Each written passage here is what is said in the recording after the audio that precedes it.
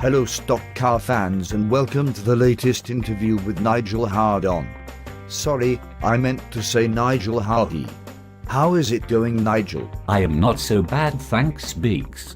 Although perhaps for a change we could use your real name. A lot of people are getting pissed off with forum users hiding behind usernames online.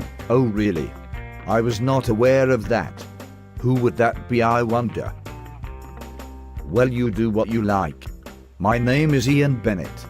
Although I would prefer Beaks if it's all the same to you. Well, personally I do not give a shit.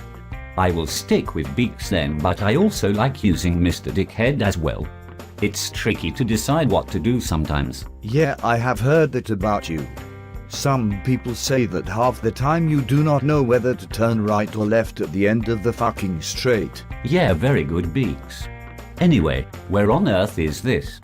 This place is a bit weird. This is known as the Brisker Applied Science Training and Research Dynamic Structure. Bastards for short. Oh really? Sounds interesting. What do they do here then? Well, it is the brainchild of Tim Mann. He has had a grant from the ORC to carry on his research into traction control.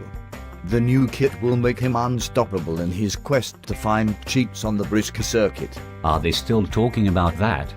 I did not think it was possible to spin the wheels in a Chevy-powered stock car. Well, I hate to piss on your chips, Nigel, but it is.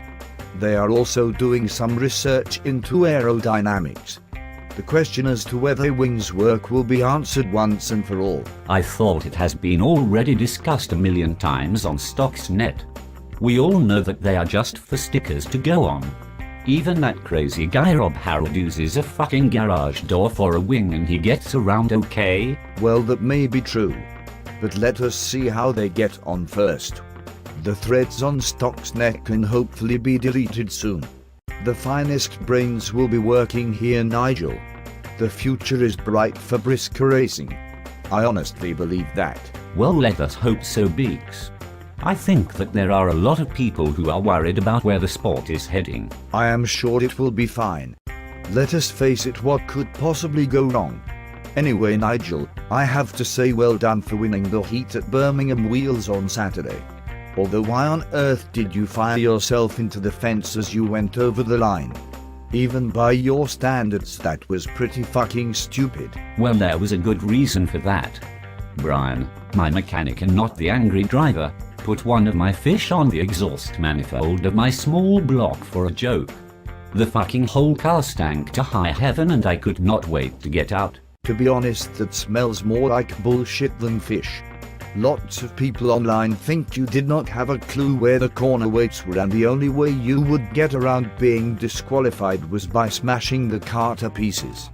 You do not realize how many people still love that car. If you keep smashing it up, there will be nothing left by the time the world final comes along. There you go again, Beaks.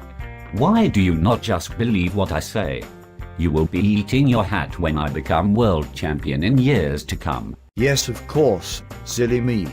Okay, before this turns into another pissing match, how do you feel your competitors are doing? There is not any competition. I am the greatest stock car driver ever. Do me a fucking favor. That is exactly what Mick Sorda said last week, and he has won a little bit more than you have recently. Perhaps you should have bought his Cecil car. Well, funny you should say that, Beaks. I did ask him if I could buy the car, and the deal was nearly done for 99 large, when his dad came along and told me I also had to buy 20 wrecked Volvo Globetrotters for an additional $250,000 if I wanted a stock car. I do not have that kind of money. Not for a stock car anyway. Oh, well, that must have been annoying. If you keep winning though, people will be able to say you have won more aces in that car than Andy did. That would be something to tell your kids about. Maybe. Although my lad just wants us to finish a meeting without having loads of fucking work to do when we get home. I can understand that. You do seem to work harder than most. You will just have to keep checking your nuts are tight and that everything works before you leave the workshop. Not those nuts, for fuck's sake. The ones that hold your car together.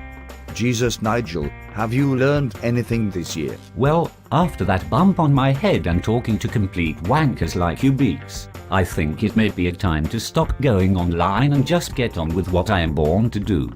Stock car racing, competing, is in my blood. It is part of me, it is part of my life.